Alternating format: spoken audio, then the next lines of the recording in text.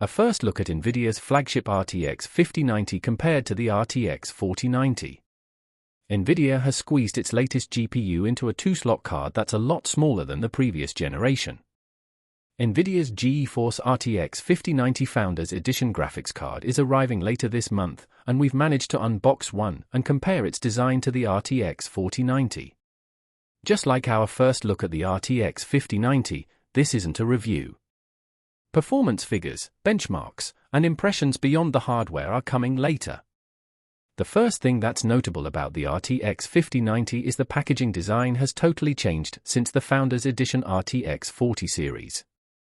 Nvidia has switched to housing the RTX 5090 inside a smaller bone-shaped grey cardboard shell that sits inside a much larger brown cardboard box.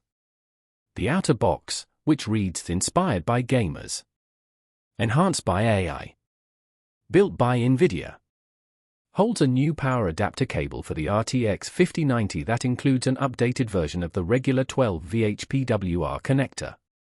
You'll need to use for regular PCIe 8-pin power connectors with this adapter, or a new 12V-2x6 cable.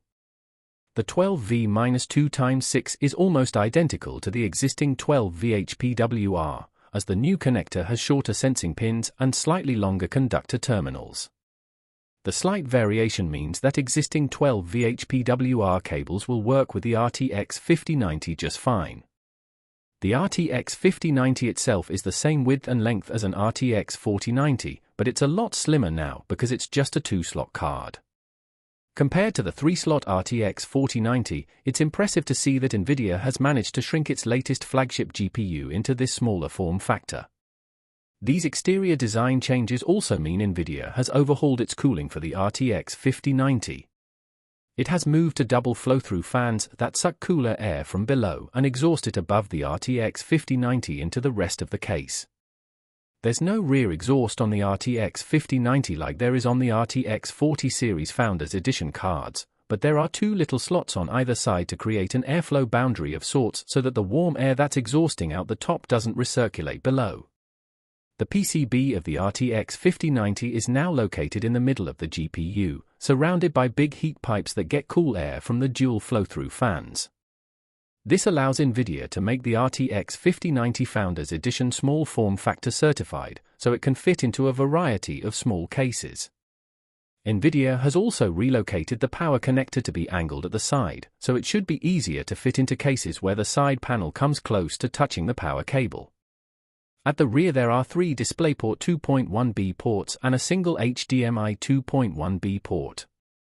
Interestingly, Nvidia has flipped the ports upside down, so if you're used to plugging your cables in a particular way or you have some tight cable management at the rear of your PC, you'll need to flip your cables accordingly.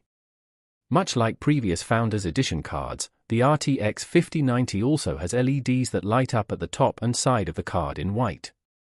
Nvidia has also picked a slightly darker grey for the metal housing of the RTX 5090.